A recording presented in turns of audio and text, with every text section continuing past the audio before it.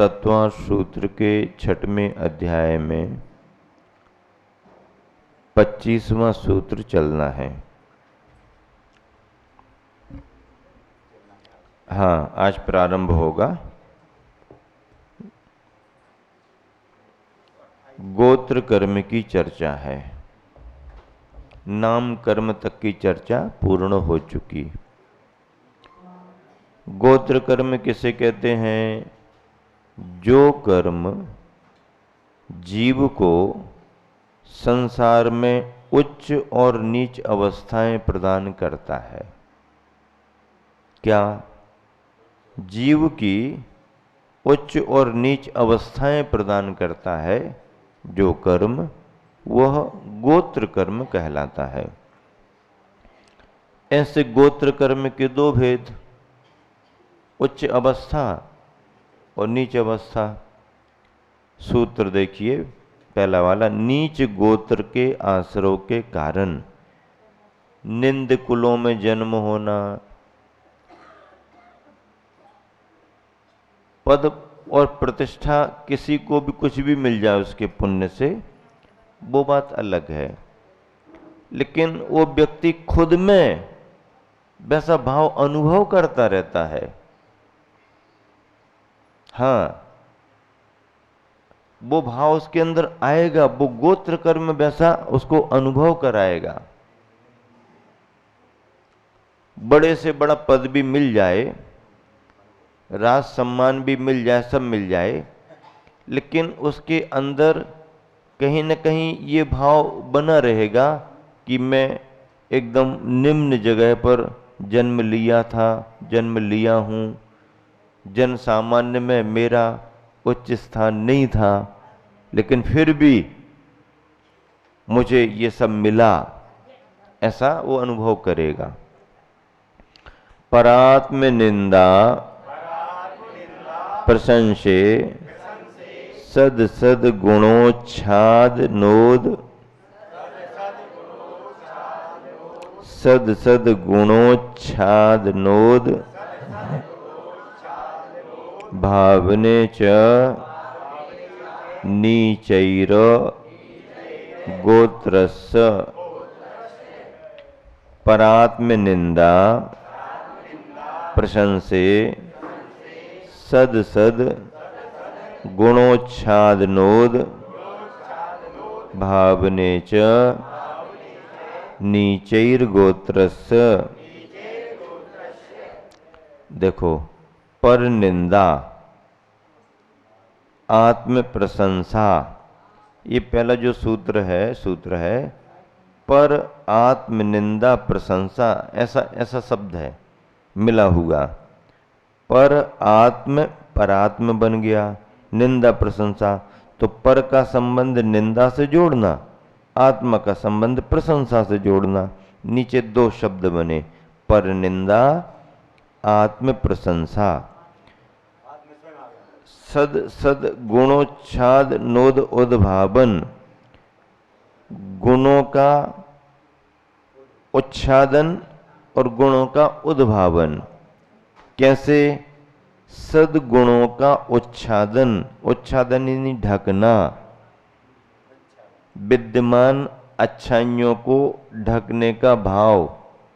दूसरे की विद्यमान अच्छाइयों को ढको और असद्गुणों का, अपने में जो विशेषताएं नहीं हैं उनका उद्भावन, अर्थात उन्हें बताना कि हमारे पास ऐसा ऐसा इतनी विशेषताएं हैं, ये ऐसा आएगा।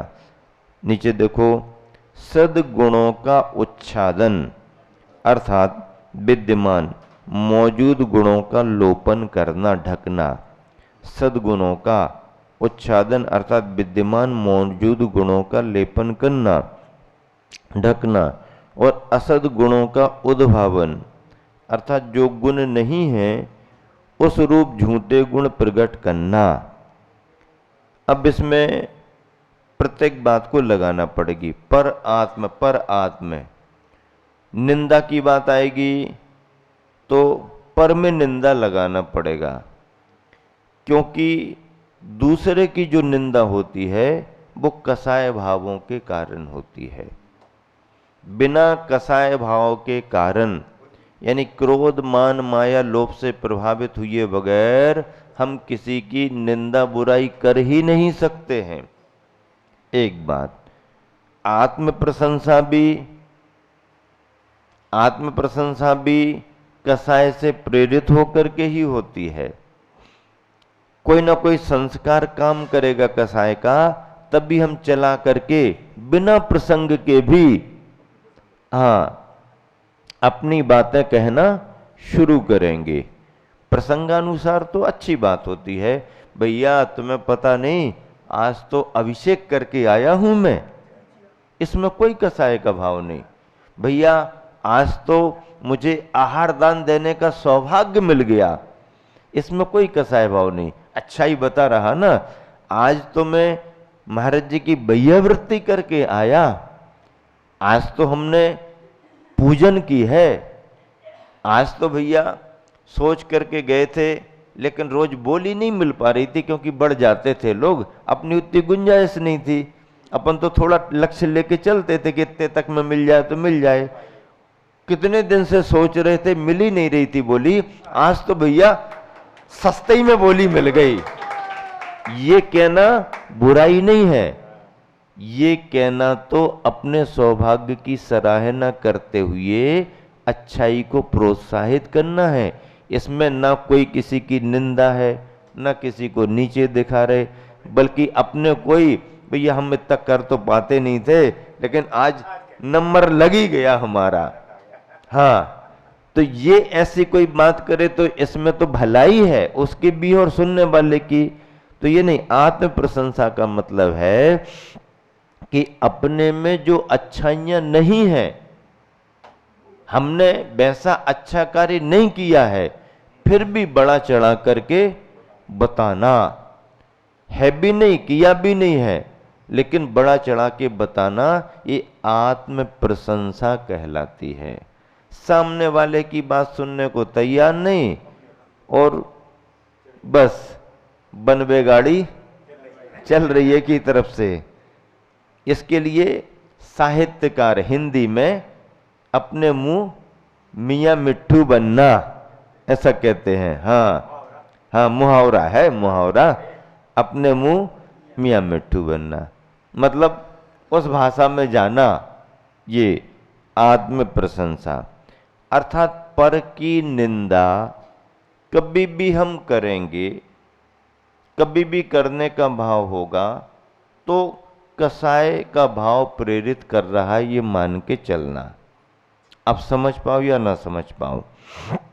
दूसरे की निंदा, देखो दूसरे की निंदा बुराई एक अलग विषय है, लेकिन सही बात को सही समय पर कहना, इसके लिए बहुत बड़े साहस की जरूरत होती है। आदमी कहना तो चाहता है लेकिन सामने नहीं कहना चाहता, क्यों?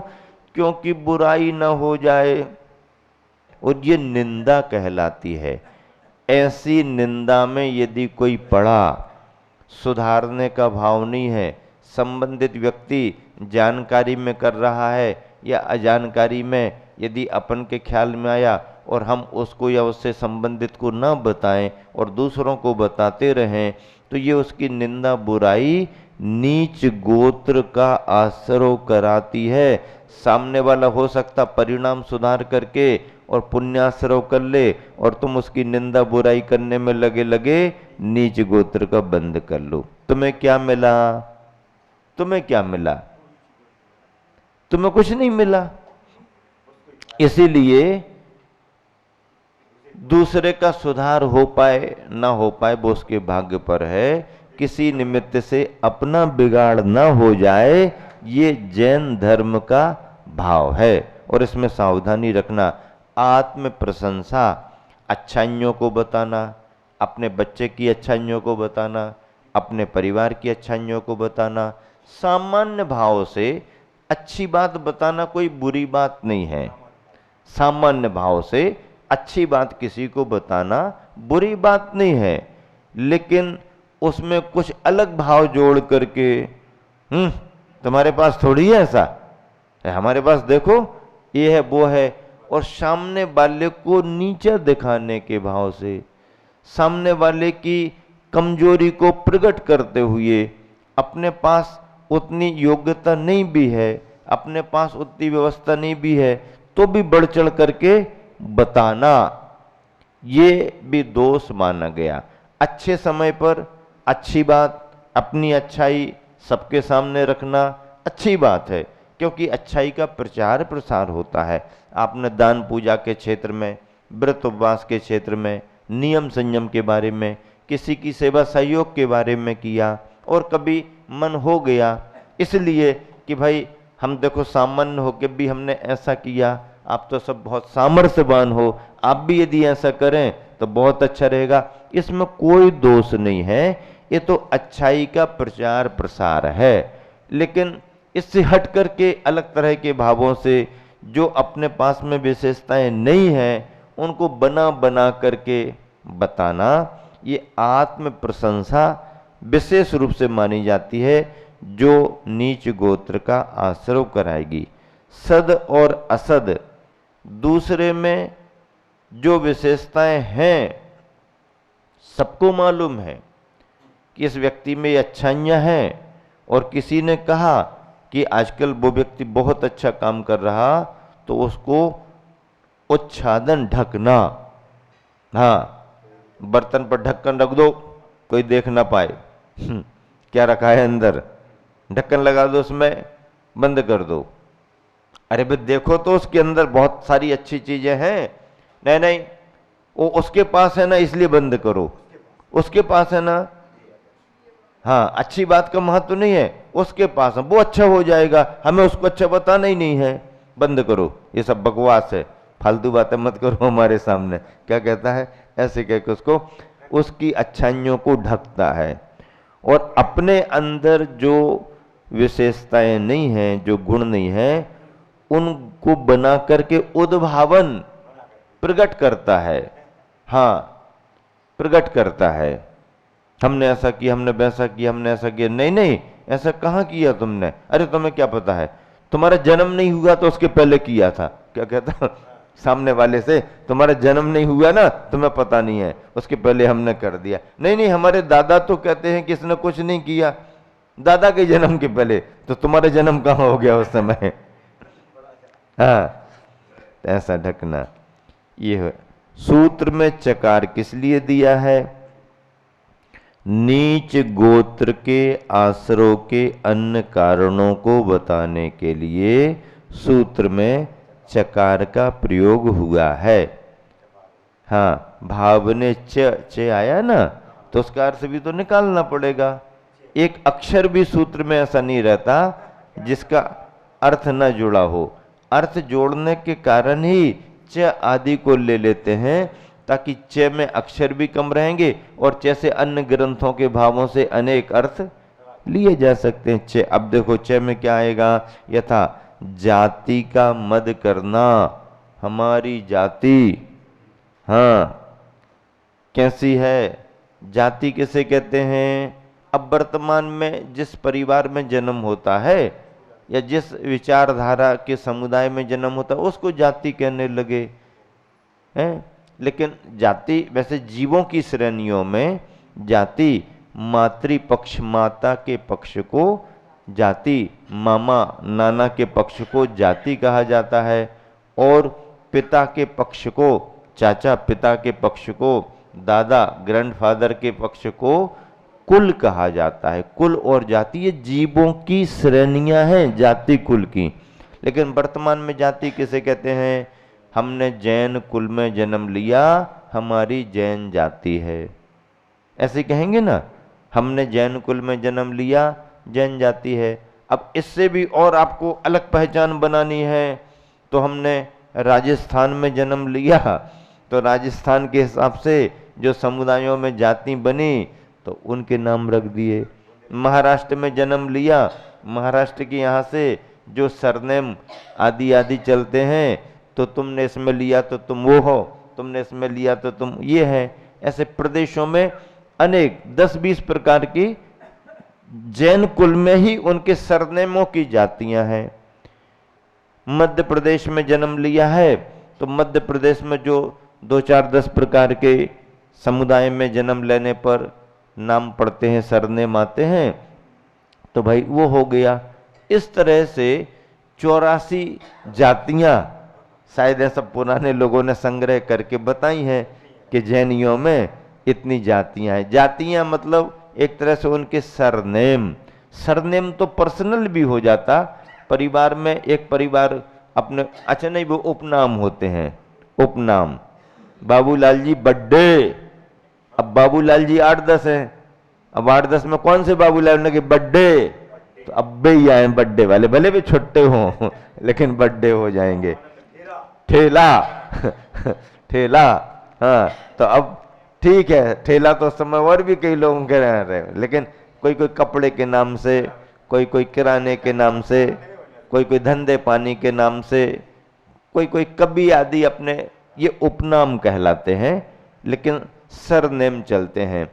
खंडेलवाल समाज में चलते हैं, इस तरफ मध्य प्रदेश में चलते हैं, महाराष्ट्र में सेतवाल, बघेरवाल, यहाँ परवार, गोलापुरम आदि आदि जो भी हैं, ये जातियाँ गुजरात में अलग चलती हैं, इस तरह से। लेकिन ये जन्म की अवस्थाएं हैं, तो जिसको जो मिला मिला, कोई बुरा नहीं है। जन्म और जाति कोई बुरी नहीं होती है, भाग्य से जिसको जो मिला, लेकिन उसके बाद उसके कार्य, उसके कर्म, उसके अच्छे बुरे की पहचान बनाते हैं। उच्च कुलीन भी नीच आचरण करने वाला हो सकता है। नीच कुल में जन्म ले लिया अपने भाग्य से और अपनी भावना से उच्च आचरण जैसा, उच्च अच्छा आदर्श प्रस्तुत करने वाला हो, ये तो देखा जाता है, देखा ही जाता है। अब नीच वाला नीच का आचरण करते भी दिख सकता है, उच्च वाला उच्च का आचरण करते भी दिख सकता है। उच्च वाला उच्च के काम करे तो और ही सर्वोच्च हो गया वो तो। अब जन्म भी वहां नीचे हो गया और काम भी नीचे ही करने लगे तो फिर तो कोई बात ही नहीं है।